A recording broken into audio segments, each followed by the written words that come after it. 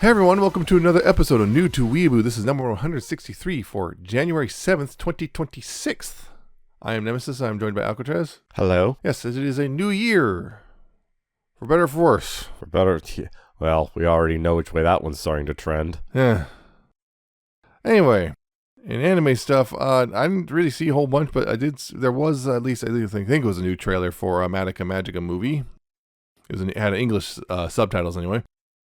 Yeah, just more. Well, I'm like, just a more hype for the movie coming out this year. Yes, because I think it comes out in February in Japan. Yeah, Which see how long a few it more takes months. to get here. Then we'll hopefully see it here. Hopefully. Big one. Yep. How long have we been waiting for that? A while. I'm trying to remember. Actually, almost want to look up. That was a long time ago. They announced. It's like I want to say it was 2021 or something like that. They announced that. It feels like it. Well, it feels like it's been longer, but time is an illusion. Yeah. Yeah, it was April 2021. That's when they announced it. April 2021. It's been over 4 years. Almost 5 years now. Yeah. Yeah, it's coming finally. Yes. Unless they delayed again. Yes. Oh, They are known for delaying stuff. They've already delayed it once. Maybe twice. I don't know how many times have they announced the delays? At least one. Multiple times. They're known for delaying stuff. Yeah. And also, again, it took them a long time to even get it started in the first place.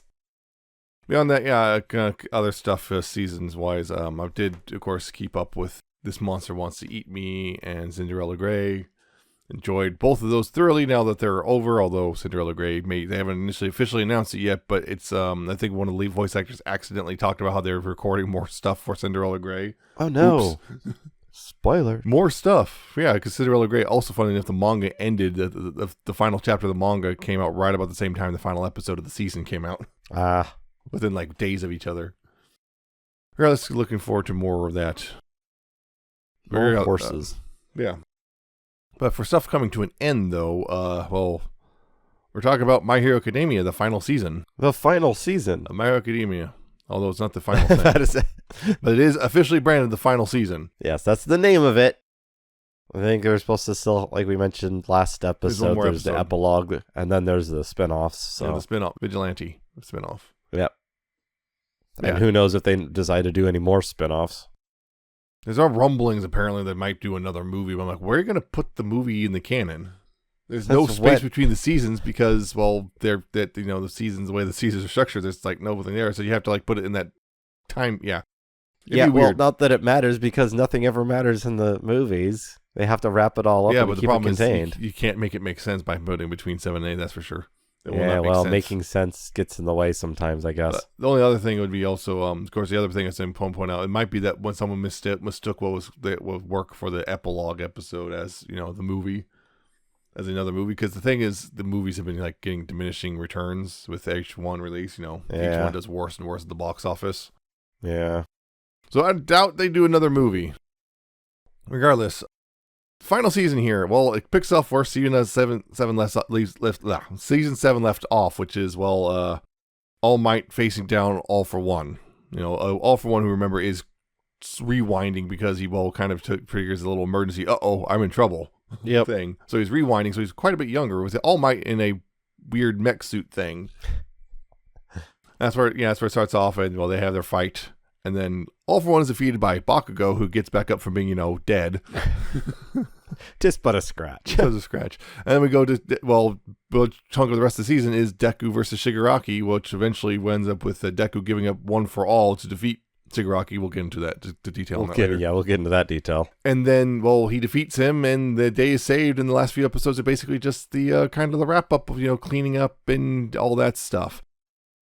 As a whole, this season, as a final season to this big long thing, which we generally have liked, we have our problems with it. Yep. There's a couple times I'm kind of been baffled by why people don't like this part. I think this was great, but there's also some rough spots throughout the series. It's generally a pretty good final thing overall. I have my nitpicks.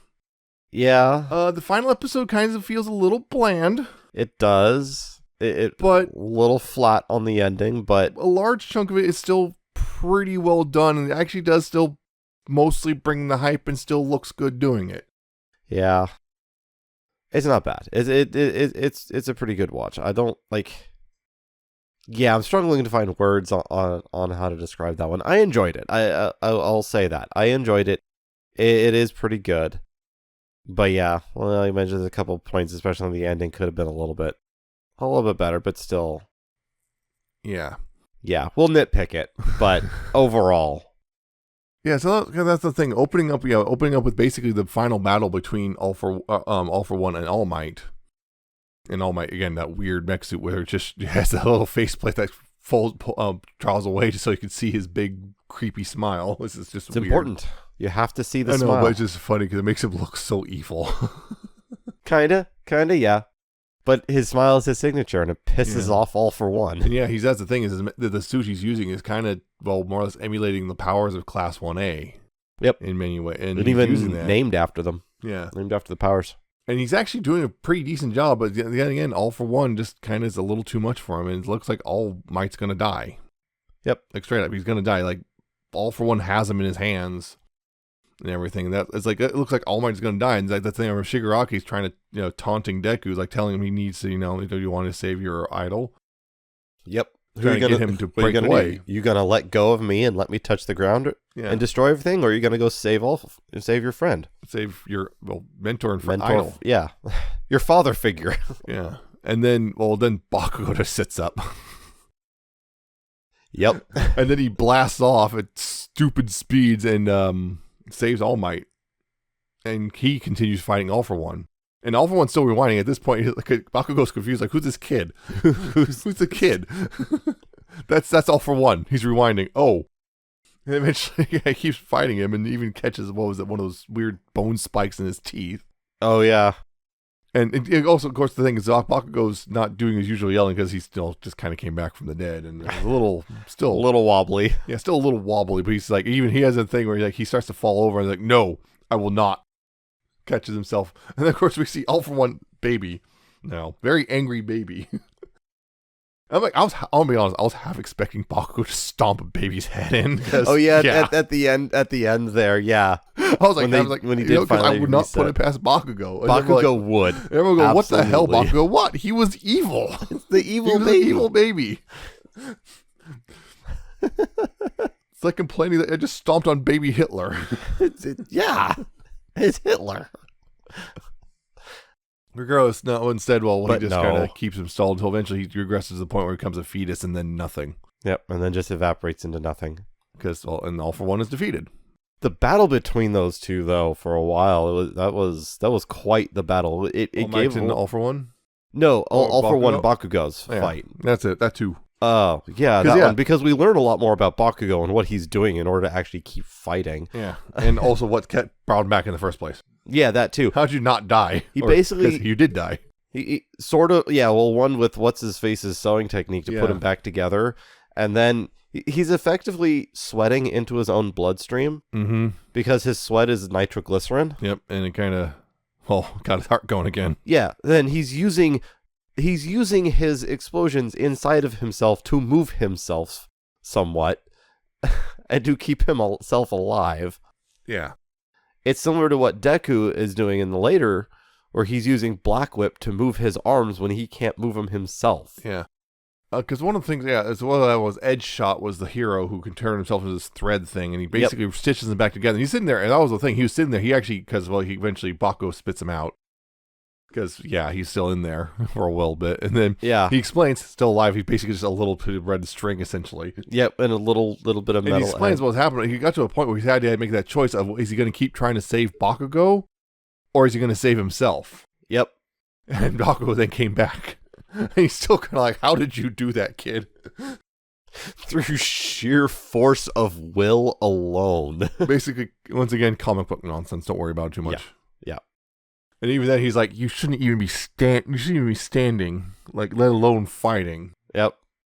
But yeah, Bakugo's like, because he's determined, because he still has that chip on the shoulder, because, he still has that, which is the whole, I ended All Might's career.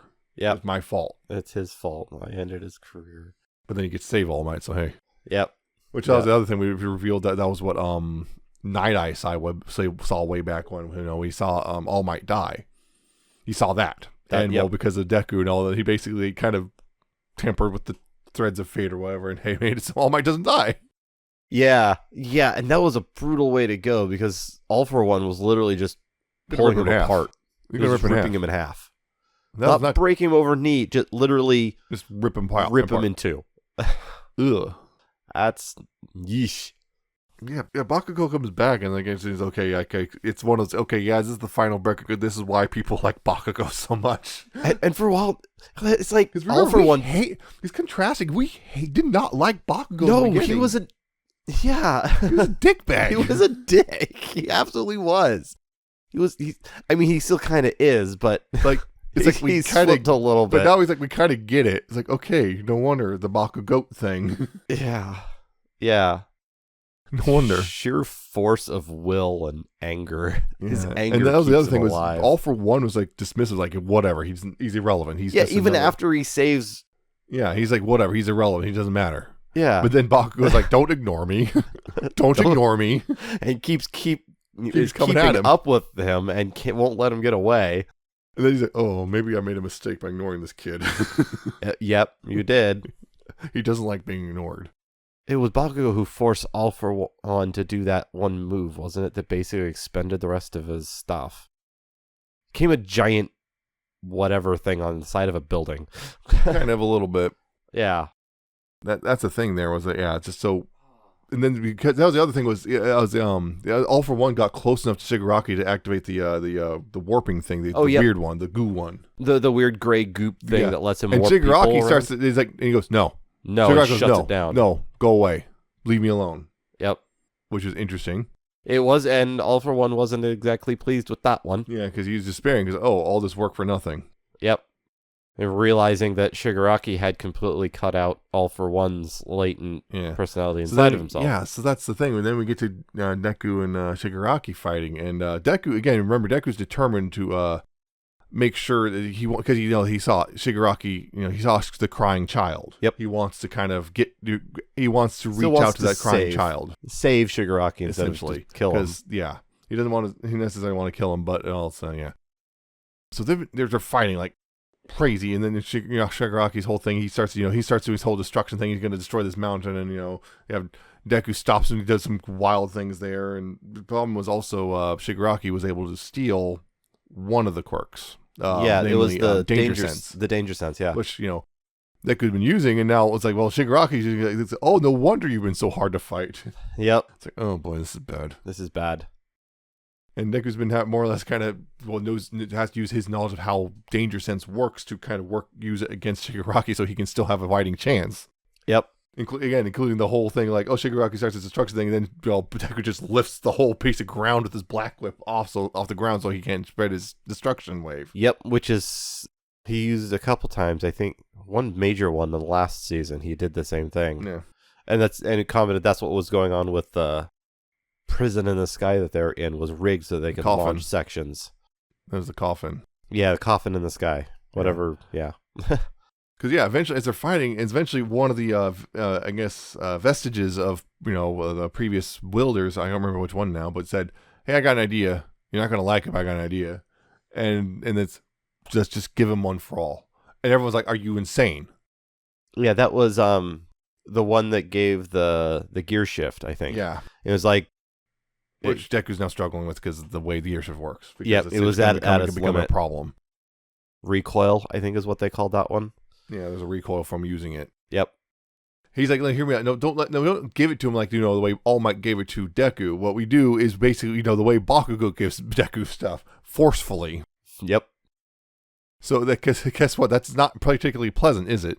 Because the thing was, they're going to reach Shigaraki, the crying child, inside, which is like armored up, and again, it's the weird quirk realm thing, which it's one of those things that somehow this exists. Don't worry, think about it too hard. It's comic book logic. Yep. Another one of those. Just accept it and go with it. Yep. It's just there's just a quirk realm, mental realm, whatever, where somehow it has an effect in the real world. But anyway, they're going to launch the vestiges of All One for All into this little shell because they've pierced there's a hole and they're going to pierce through and get to him and everything so Deku can get to him and it works.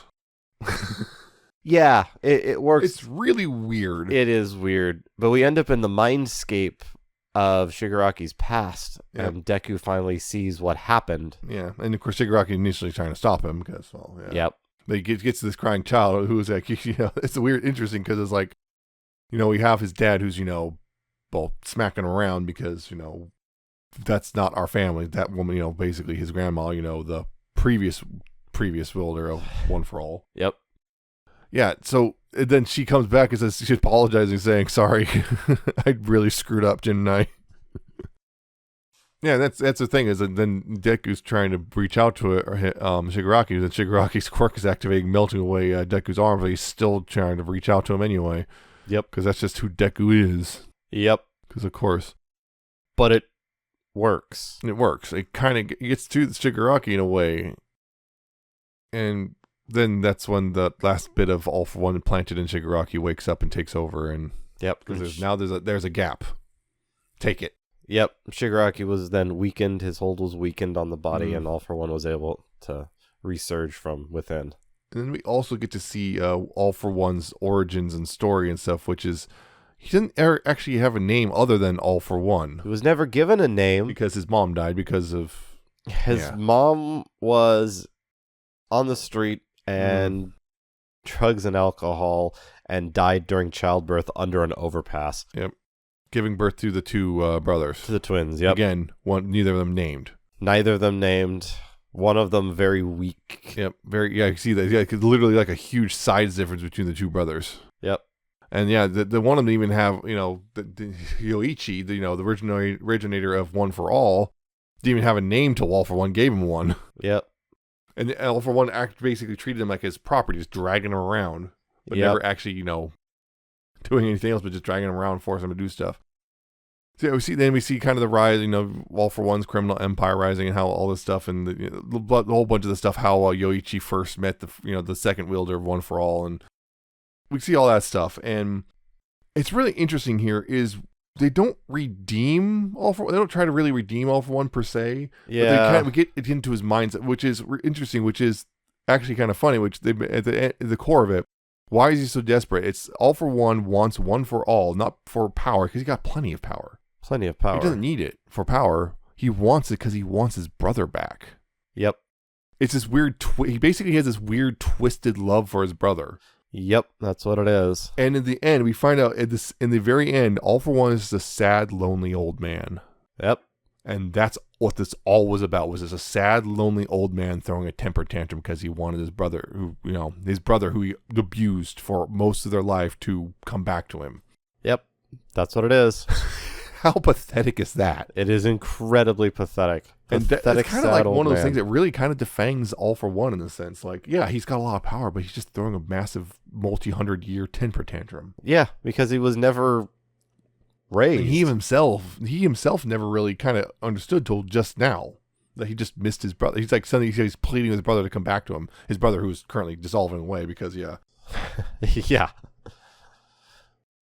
Yeah, so that's the whole thing. Shigaraki, again, we also find that's the other thing, that the other twist about Shigaraki, which is his whole destruction quirk was not his original quirk. It was not his original quirk. Yep. All for One, because he found out he was related to the previous wielder of One for All, came in, took his quirk, and gave him a broken one, because his quirk was supposed to be able to destroy and create.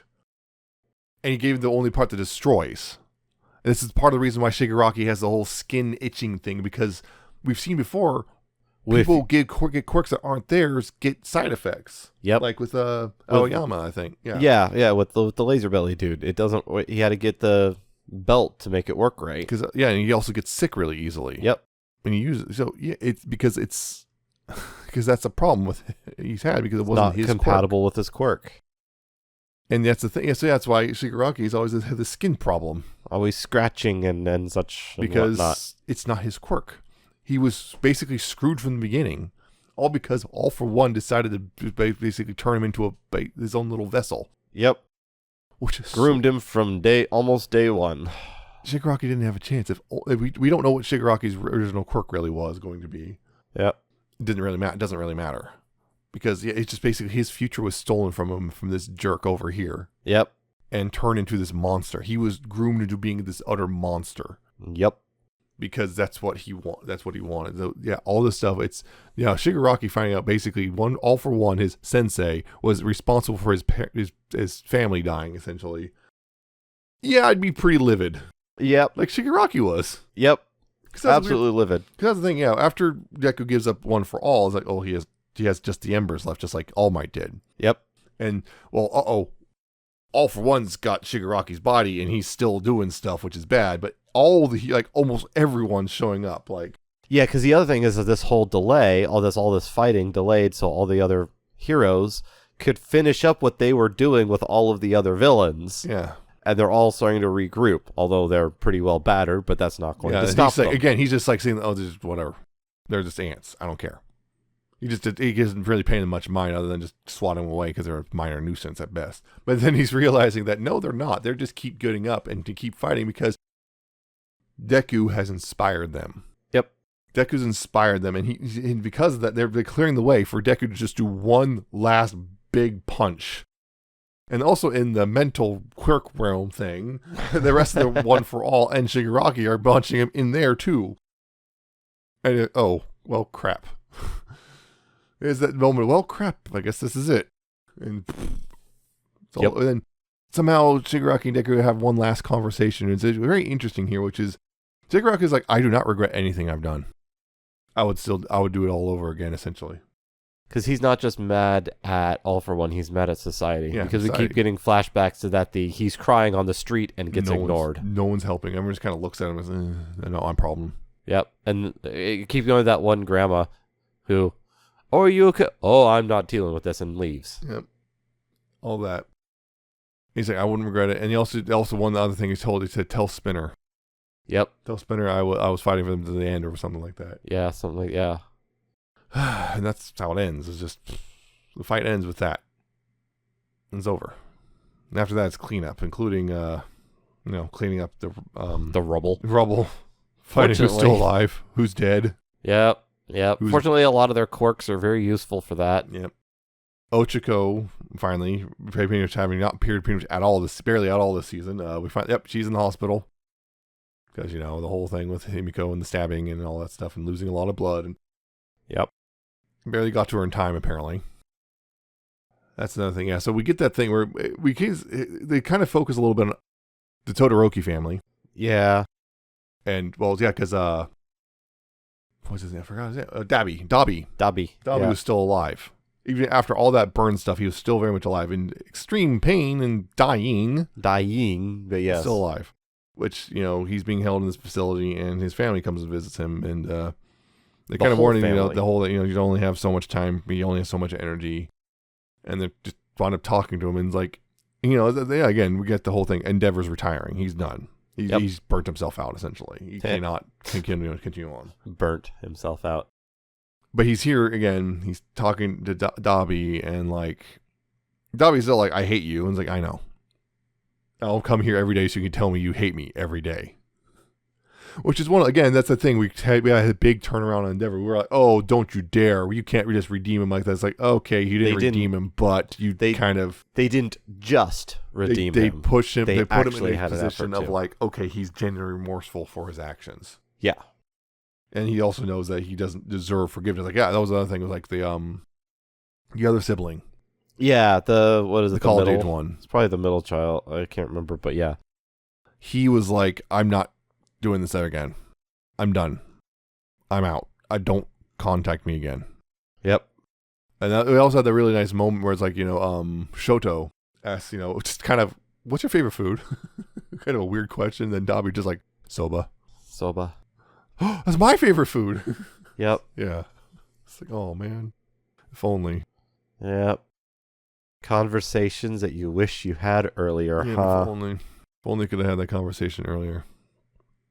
There's that. You got the Bakugo kind of having his thing where he finds out, Izuku's given up One for All, and him just upset because they were supposed to be competing with each other for the rest of their lives, right? They're supposed to be, partners, and Bakugo wasn't supposed to, because Bakugo said, you don't let me beat you. Yeah. And you did. You just you let me gave beat it up. because you gave up.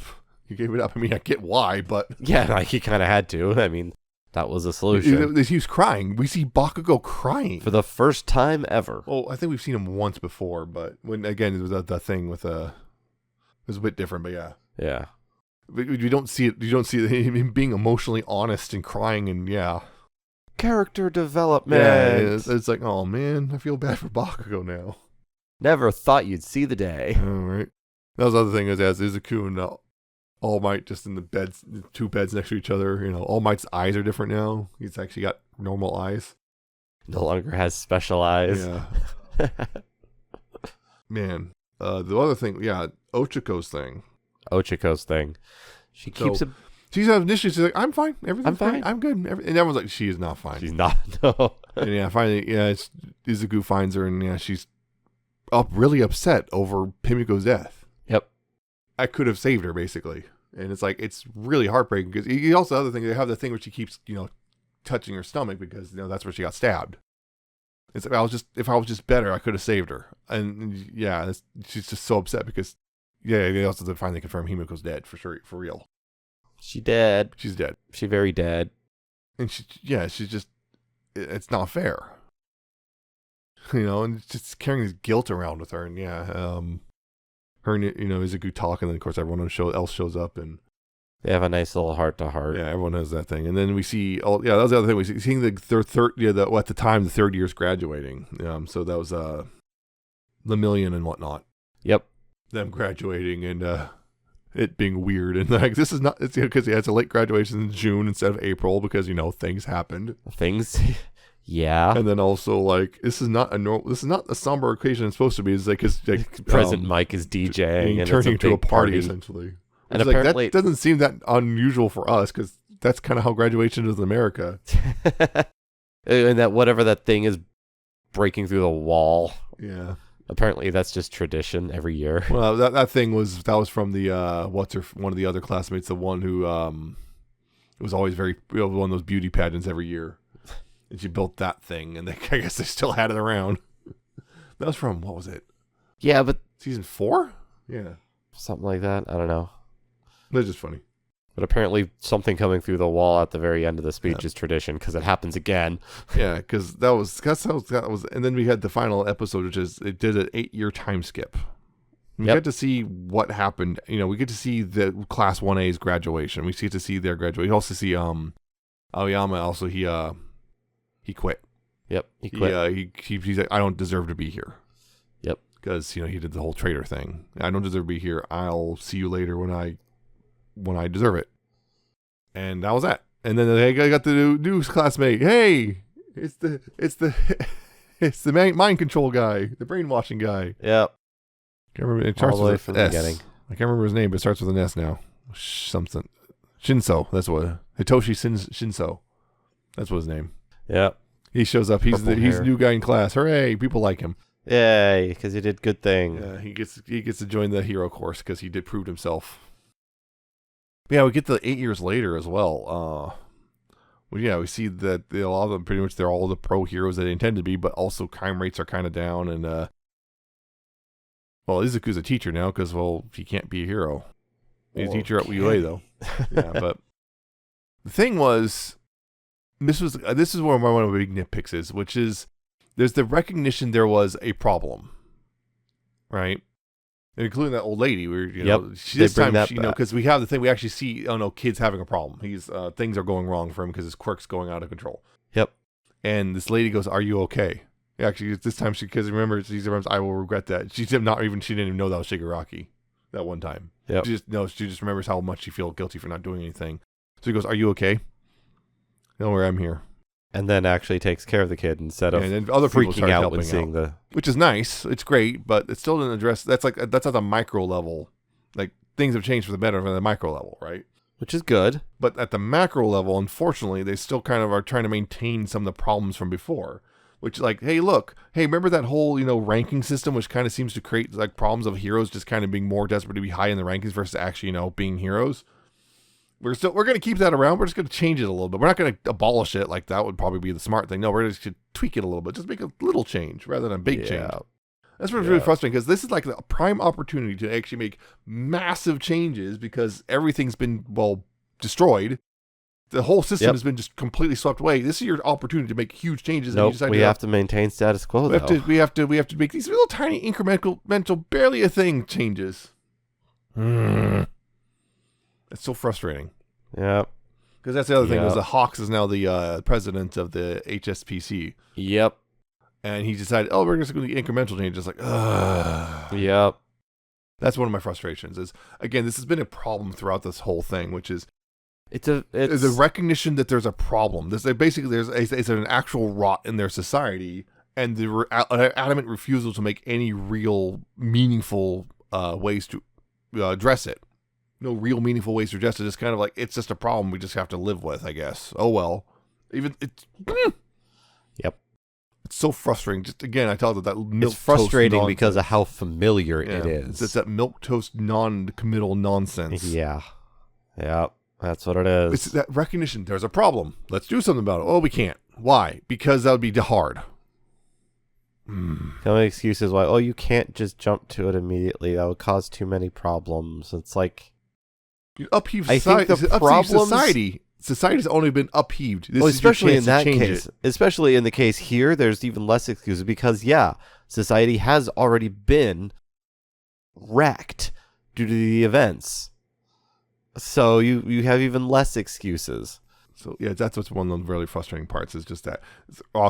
What's also interesting though is that it's kind of that, almost going back to some of the first scenes we saw in the very first episode of the whole series, back when Deku's just watching, villains are attacking, and then there's like, what's his face, Camilla Woods and Mount Lady, stopping him.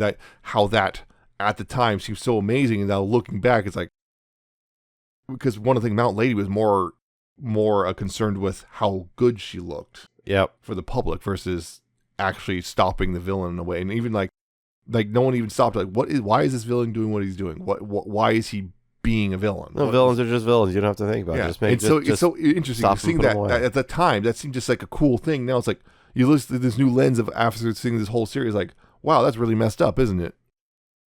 That's actually kind of effective. That's actually, I think, one of the stronger bits. But again, undermining itself with the whole, we're not really going to make any meaningful changes here. Yeah. Yeah. Beyond that, the 8-year thing is basically they gives a surprise to Izuku, which is hey. Yeah, remember that weird suit thing that All Might had? Well, you get your own now. We had Bakugo bankrolled just because, well, Bakugo really, really wants Izuku to be a hero with him, and definitely no other reason. Yep. And that's the thing, he also gets a cool car. He's basically Batman with a mech suit. Cool. Which is sort of what All Might had right there at the end. He had the really cool car and the mech suit. Yeah, it's basically, the thing is, this new suit was styled after his old hero, and he gets to be a hero again. He goes like, do you miss it? Because he also sees a kid who's, kind of has the same struggles. Like, I don't know if, it's not quirkless, but he's like, I don't know if I can be a hero. And but he sees, Izuku sees him basically just leap into action without thinking. He's like, you got the makings of a hero, kid. You've got the heart. You got the heart. Go for it. You can do it. You can do it. That's really nice and all. The other thing is, this is really frustrating because, look, the build-up of Izuku and Ochako doesn't go anywhere. They're not together. Like, there's nothing at all indicating they're together. Nope. Because they're not. I'll say this little spoiler that is kind of addressed in the epilogue thing, but still, like, this was the ending at one point, including the manga. This was the ending, and you could see why people were a little, there's something missing. Less than enthused about the ending, like, because the ending of the problem was, I mean, the manga ending in particular was apparently a little bit worse. Like, for example, in the manga ending, we didn't see Class 1A's graduation. Oh. Like, at all. It wasn't a thing. We just didn't see it. Wow. And, the thing about this, he had the whole kind of the Animal House style, like, where are they now thing. Right. They didn't have any of that in the original ending either. They just kind of had the final panel, like, hey, they're all leaping in the action, I guess, and that's it. It's like, okay. It was very bland and milquetoast, and people complained about it because it just felt like it was one of those things, in your effort to try to please everybody, you please nobody. Yep. So the thing is, the anime is a slight improvement over the manga, but still has the problem of just kind of generally just bland and feels like there's like loose ends that should be kind of tied up by now. But I guess we're gonna get those ties ups in the final Maybe. special episode. Maybe we'll see.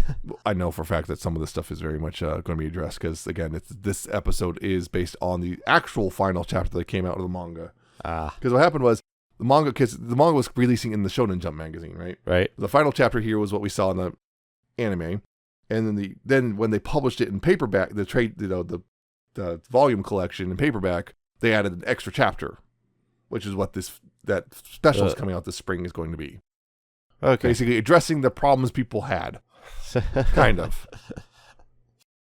Yeah, I just kind of felt like in a way he saw how prolific the shipping got, that he didn't want to actually commit to anything. Yeah. So he just basically, so let's just be real open-ended and ambiguous, and no, nobody liked that. Because, that's one of the, it's real. Let's be real. Like, particularly that whole thing with, Bakugo bankrolled that whole mech suit for Izuku just so he could go back to being a hero, and it's like, There's a lot there, which is like, this is not exactly straight. Nothing about this seems particularly heterosexual. I don't know. Yeah, you can chalk it up to just, Bakugo just needs his competition. But it's that thing of like, yes. shonen authors, again, they're really bad at intentionally writing straight romance, but really good at accidentally writing queer romance. Yeah. And it happened again. Because, again, Izuku and Ochako just doesn't feel particularly earned or well written or anything. It's just kind of, I guess I'm like expecting at least some sort of payoff, right? Because you did something to set up, but there's nothing here. Yeah. Even that heart to heart with Izuku and Ochako had nothing. Because we see stuff like, in the future, like, they got the priorities. Ochako did the thing where she's now doing quirk counseling because, Himiko inspired that. Because if Himiko just had a little more help, she might never turn out the way she did. Yep. Again, that's one of those things, there's one of those things that change, but one person running a program is not going to be enough to change society as a whole when it comes to quirks like that. No. It also had some interesting stuff like, they did actually do a pretty decent job of aging up the characters from high schoolers to adults in ways that look like they still them, but they clearly look older. Yeah, one of the rare occasions where anime knows how to draw a young adult. It's interesting. It also some tweets like Ochako now has a face mask thing, which is interesting because is that a reference to Izuku or is that reference to Himiko? Because they both did face mask thing. Yeah, they both did that. Shippers, why not both? Fight. Why not both? Sometimes, some people have said, why not both? But it's in the end, it's just kind of those last few episodes have some really strong points and then undermined by just kind of a final episode. That's just kind of the problem. It's just it didn't quite come together in the end. Yeah, it stumbled the landing a bit. It's got a lot of good things going for it, but just stumbles at the end, and that's kind of disappointing. Like, I don't know if this epilogue episode that's coming up will be make up for it entirely. From what I've heard, there's going to be stuff I'm going to actually be really upset about. Interesting. I'm not gonna say what they are until I see it, but I've heard things. There's a lot of things that's like I don't know for sure. I've just heard in general like, oh, this was a thing. The thing about the manga. Supposedly, I heard that they didn't show Glass One Eye's graduation and they didn't have any much detail on what their lives post graduation were either. Right. That's what I heard. I'm not sure if that's true or not, but that's what I heard. Yeah, generally, the season overall, I think, is still pretty strong. It's just got its issues. Yeah.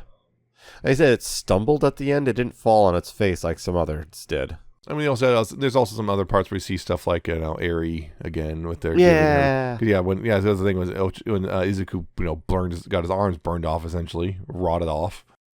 She broke off her horn and gave it to Eraserhead so he could give it to Izuku so he could basically rewind enough to get his arms back. Yep. But not enough to get one for all back. Crap. Yeah, not quite. I don't know if that would be an interesting How does that thought work? experiment to do is could Ares Rewind actually bring a stolen quirk back? Who knows? Is that something within the realm of Ares quirk? Yeah. We don't know. Yeah, it's never will seen. know, probably. We also saw a couple other things.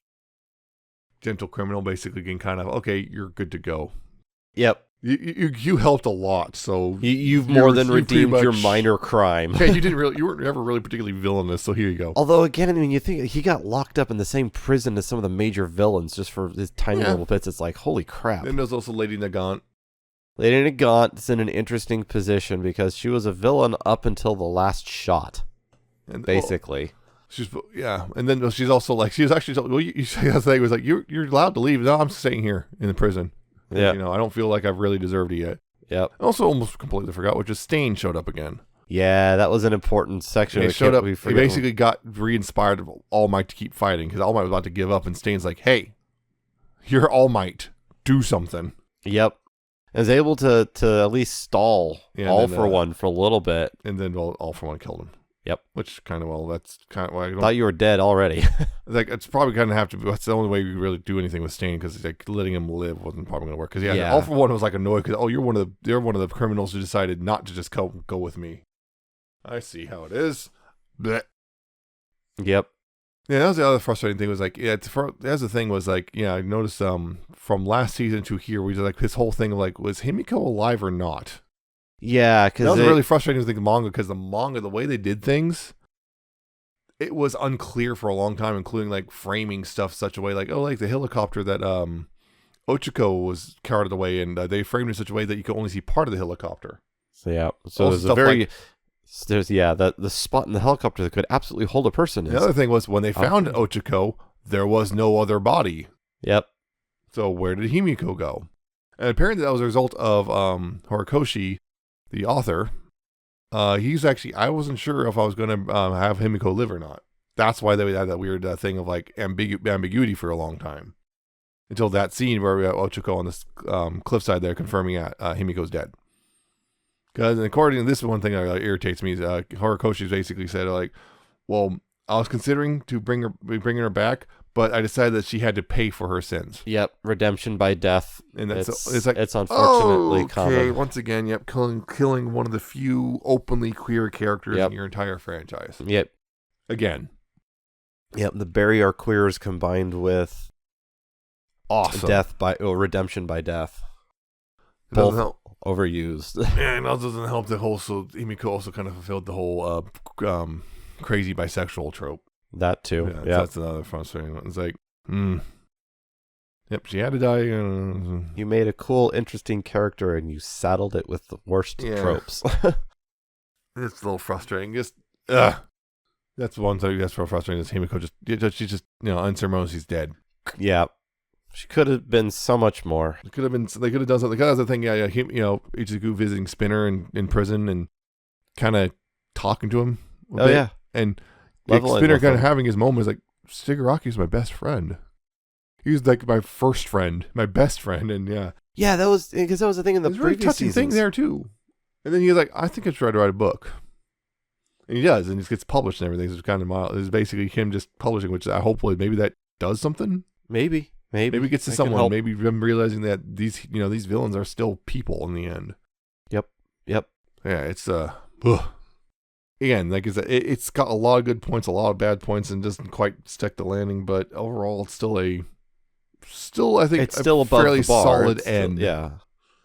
Just man, those last few episodes they just kind of just tripped over themselves. And beyond that, usually this is where we do the kind of the animation voice actors, but we kind of already done this how many times? Because like really no one else to talk about voice acting wise. I don't think they added any new characters. Not really. Yeah, this is Studio Bones, and anyone new is very incidental.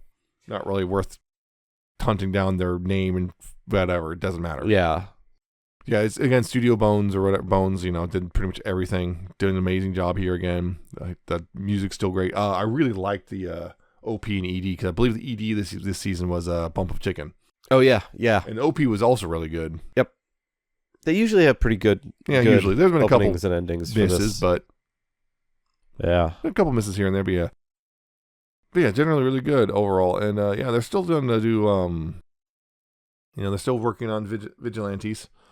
That's still a thing. Of course, yeah, that was another thing that I forgot. They actually referenced one of the movies. They referenced multiple of the movies. Yeah, they actually brought in a couple of those. Not a lot, but basically cameo appearances. But yeah, nothing major, but only cameos. But they did actually reference them, which is nice. Yeah. I think that's really much it. Yeah, I got nothing else. It was pretty decent, but it did have its flaws, but it's still definitely... Some frustrating flaws. Yeah, frustrating, but it's still worth watching, Yeah, I in think. the end, especially if you've gotten this far. I mean, yeah. Yeah. Which was the thing, as a series as a whole. The series as a whole, I would say, is still pretty good. It's definitely got its dips. Definitely has its dips, but I think, yeah, it's still a good watch. I think overall. it's, and I generally kind of feel at this point that kind of My Hero Academia kind of got a bit of a bad rap just because it was so popular. And because of that, I think because of, particularly in the areas where they went for a while, went character driven versus plot driven, people fell off and they got upset about it. Because Yeah, it wasn't driving when the the plot style forward. changes So slightly. then, of course, because it's still popular, then the kind of thing, the kind of the dislike of it kind of grew into hatred and so on and so forth or whatever. Or it's pretty clear that your ship is not going to be canon or various other things over time. You're not allowed to have moderate opinions of anything on the internet. It's all or nothing. If it is not your favorite, then you're obligated to hate it, right? Yeah.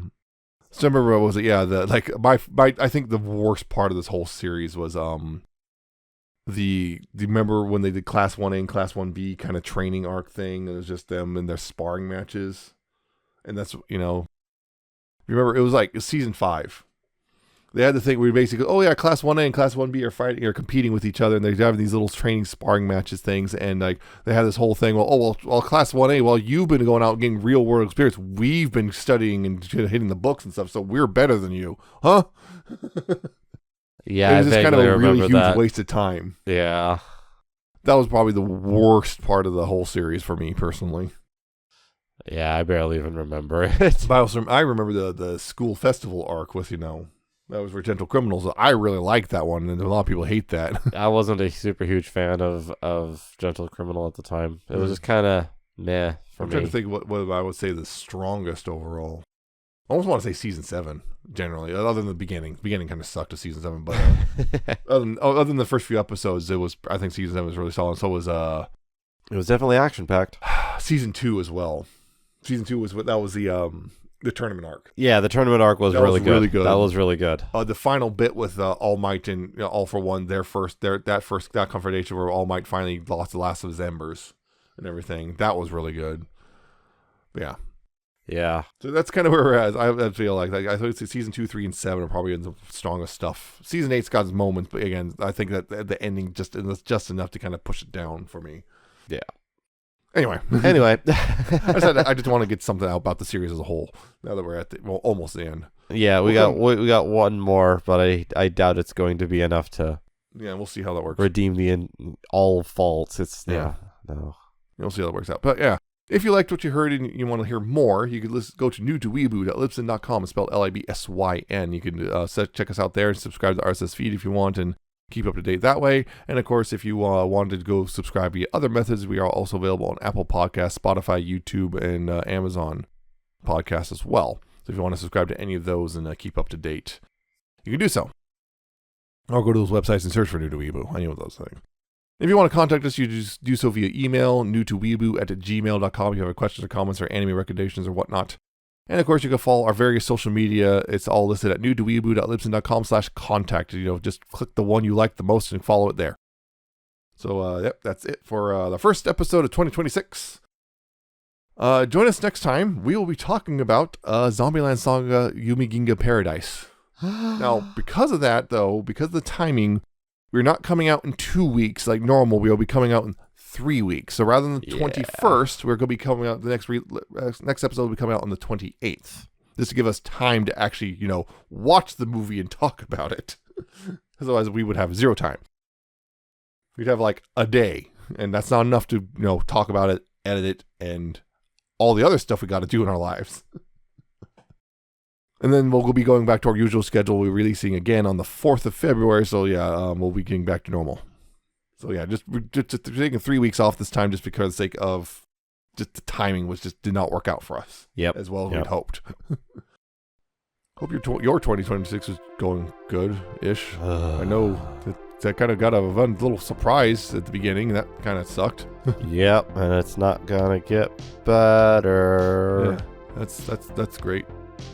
Yeah, enjoy your new anime because the new season is starting right now, and keep your head above water and all that. We'll see you next time. See ya.